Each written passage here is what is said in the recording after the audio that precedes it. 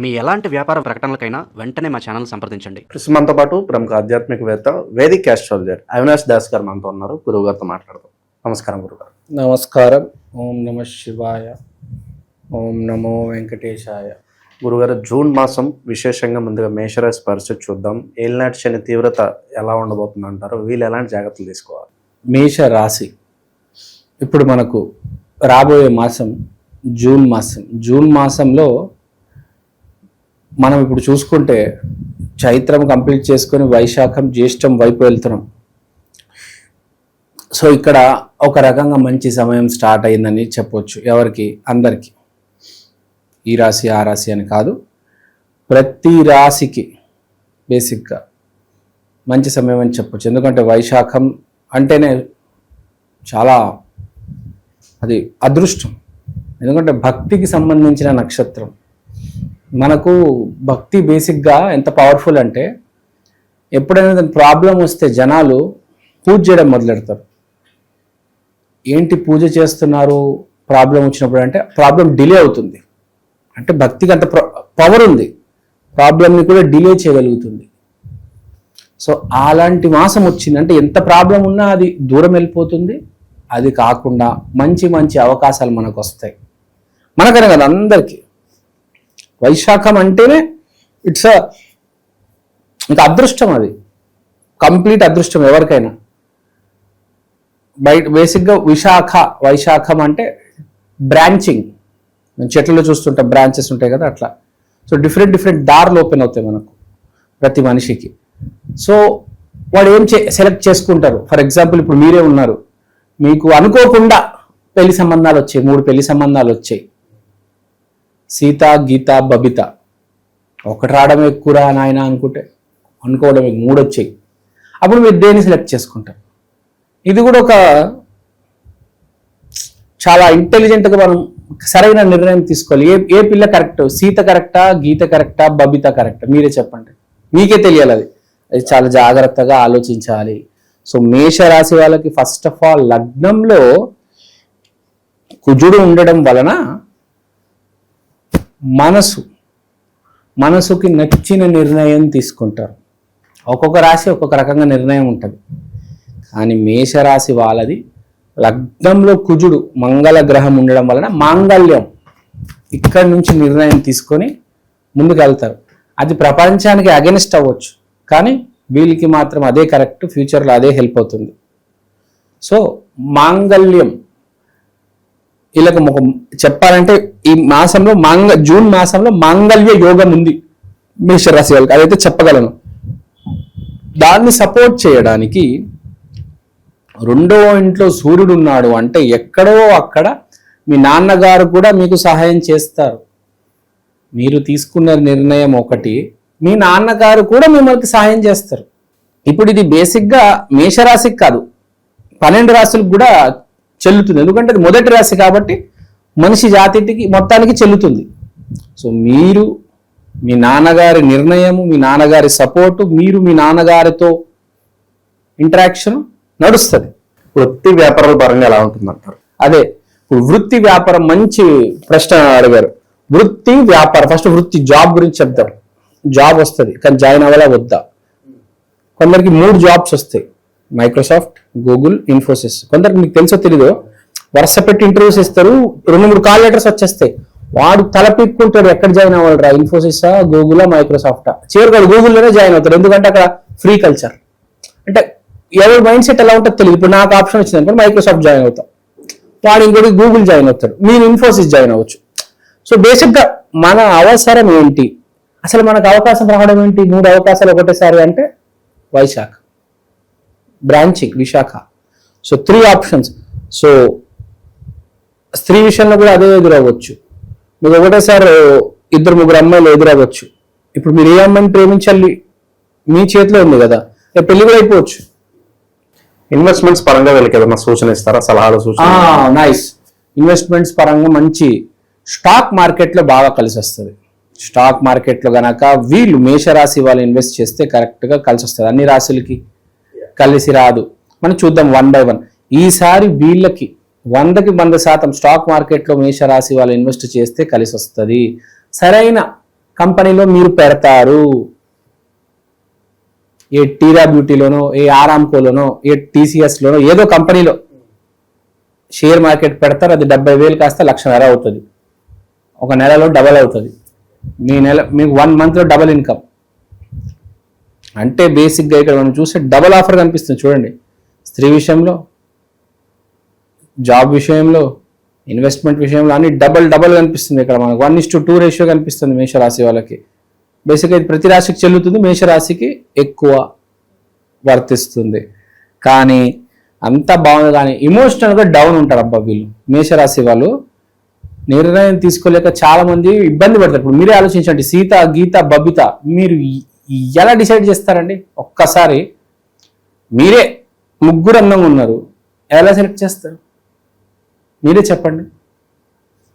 ముగ్గురు నచ్చారు కానీ మీకు అర్థం కావట్లేదు. అలాంటి టైంలో టెన్షన్ తల పట్టుకుంటారండి మేషరాశి వాళ్ళైతే.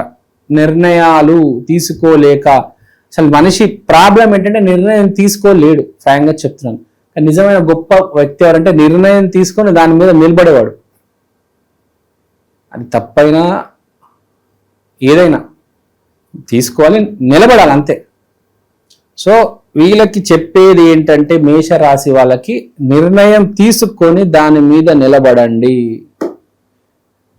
అయ్యోమయం అవ్వద్దు. మంచి మాసం మళ్ళీ రాది అవకాశం, ఓన్లీ 1 month తీసేసుకొని సెటిల్ అయిపోండి. అది తర్వాత మనకు చూసుకుంటే శుక్రుడు మరియు బుధుడు 3వ ఇంట్లో ఉన్నాడు. శుక్రుడు మరియు బుధుడు కలిసి ఉన్నారు అంటే communication with the female lead.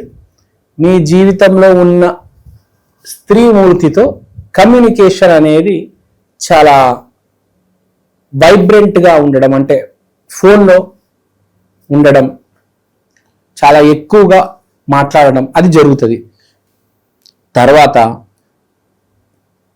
స్త్రీ మూర్తితో పరిచయం అవ్వడం. కొంతమందికి ఈ ఫోన్ వల్ల స్త్రీతో పరిచయం, కొందరికి పరిచయం ఉన్న స్త్రీతో ఇంకా రిలేషన్ బెటర్ అవ్వడం ఈ ఫోన్ వల్ల.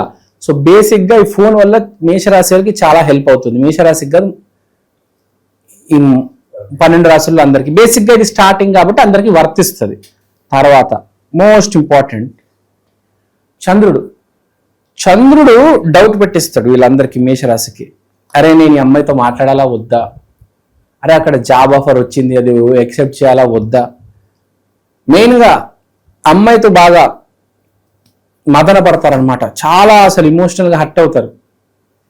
అర్థం కాదనమాట ఏం చేయాలి. ఇప్పుడు నిర్ణయం తీసుకోవడం చాలా కష్టం తెలుసు కదా మీకు. ఎందుకంటే ఒకసారి నిర్ణయం తీసుకుంటే దాని మీద నిలబడాలి, కానీ అది ఎలాంటి రిజల్ట్ ఇస్తుందో తెలియదు. మనిషి మెంటల్ పీక్కుంటాడు అనమాట, జుట్టు అంత అడిగి ఇమోషనల్గా అయితే హర్ట్ అవుతాడు, లేకపోతే వీడి వల్ల జనాలు హర్ట్ అవుతారు. ఇప్పుడు మీరే ఉన్నారండి, సీత, గీత, బబిత అన్నాము, మీరు సీతని సెలెక్ట్ చేసుకున్నారు. గీత బాధపడుతుందా లేదా? గీత వాళ్ళ ఇంట్లో ఏమనుకుంటారు? అరే సీతని సెలెక్ట్ చేసుకున్నారు, నాలో ఏం తప్పు ఉందబ్బా, నేనేం తప్పు చేశాను, నేను అందంగా లేనా, మణికంఠకర అలా ఎందుకు చేశారు, నాకు మోసం చేశారు అనుకుంటారా లేదా? గీత అనుకుంటుంది కదా. సీత అయితే చాలా హ్యాపీగా ఉంటుంది. సో ఒకరు చాలా హ్యాపీగా ఉంటారు, ఒకరు చాలా బాధపడతారు. ఈ కాన్సెప్ట్ నెలలో నడుస్తుంది.